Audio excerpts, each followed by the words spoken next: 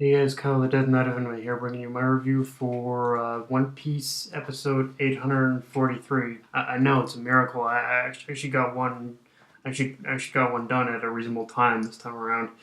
But yeah. So as predicted, the pace. So getting right into it, as predicted, the pacing did, did definitely started to drop this week. But I want to pretty much make it very clear. This is not strictly an anime issue. Is a manga issue too, because the manga definitely slowed down as well when it reached this point in the story.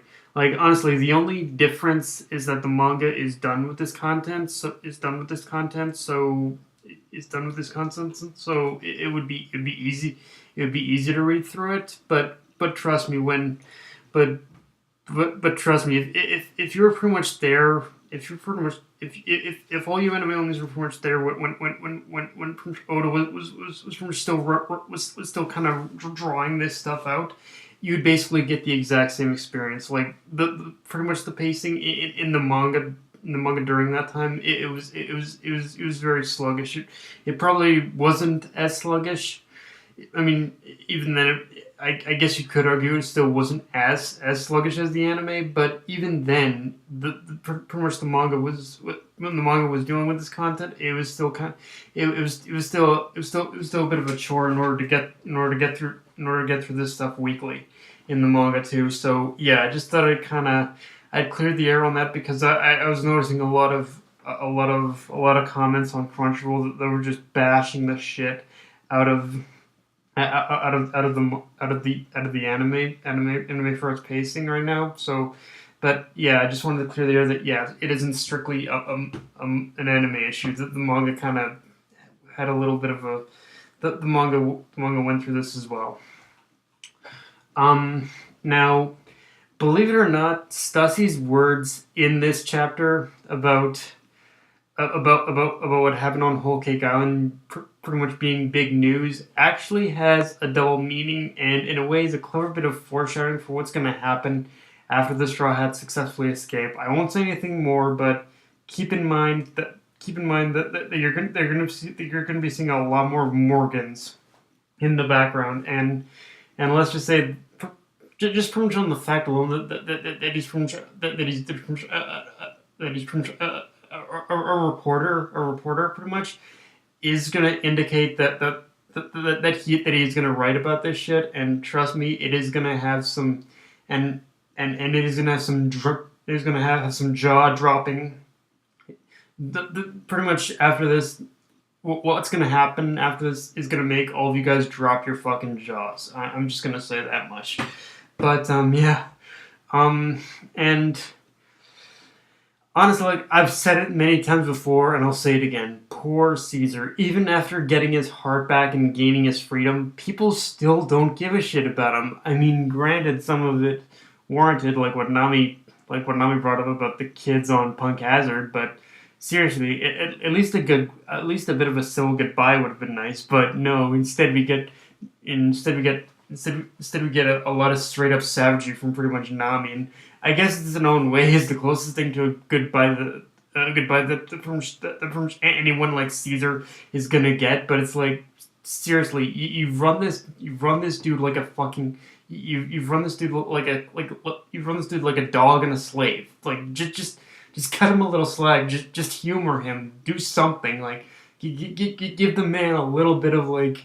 Give the man a little respect. Seriously, even just a tiny little bit. Like I think he deserves a little bit of that. But like I said, I think straight up savagery is the closest thing to a thank you that Caesar's ever gonna get from the Straw Hats. And honestly, looking back, like okay, I'm not gonna lie. Definitely Caesar has had his annoying moments, but I'd be lying if I said I wasn't gonna kind of miss him. Like I'm from what I understand after this, like I don't think we're gonna get I don't think we're probably gonna get Caesar again, and if we do, it probably isn't gonna happen until pretty much the whole until the final arc of One Piece in the Throne Wars that pretty much Flamingo kind of prophesized. So yeah, I don't think we're gonna get Caesar for a while after this.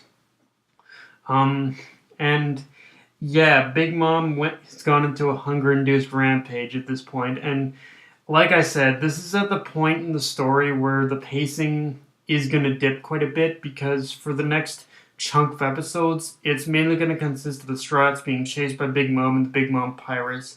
And again, I'm pretty much I'm pretty sure that I'm of course obviously it's obviously the pretty much is going to be some padding on pretty much Toei's part. I think that's kind of inevitable, but at the end of the day, again, the padding isn't the, even if they do pad things out, just know what I described to you. Even if they pad things out, even if they pad things out, even if they pad things out, again, pretty much what pretty much it's again it isn't strictly an anime issue.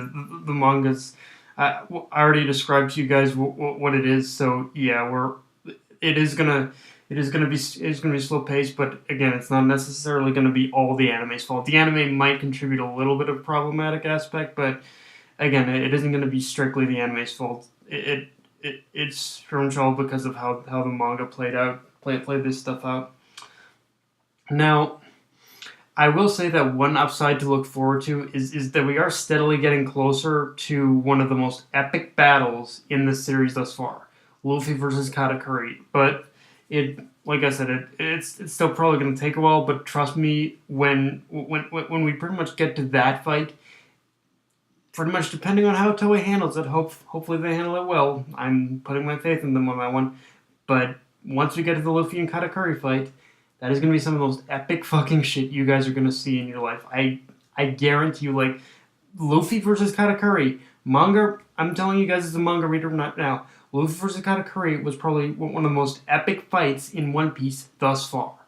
And I know we've had a lot of epic fights, but trust me, when it comes to Katakuri, he's proven already that he's on a whole other level, pretty much compared to any other antagonist in the show. And trust me, he pretty much his threat is real, and he's gonna be a real monster against Luffy. I can guarantee you that.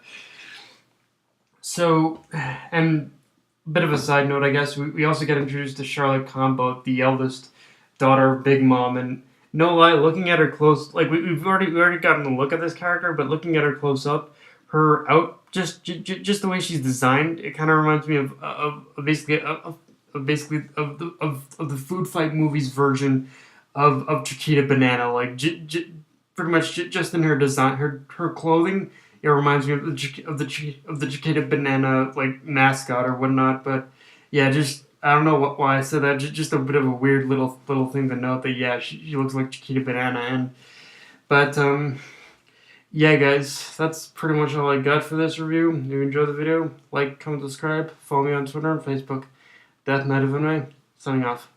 Later, guys.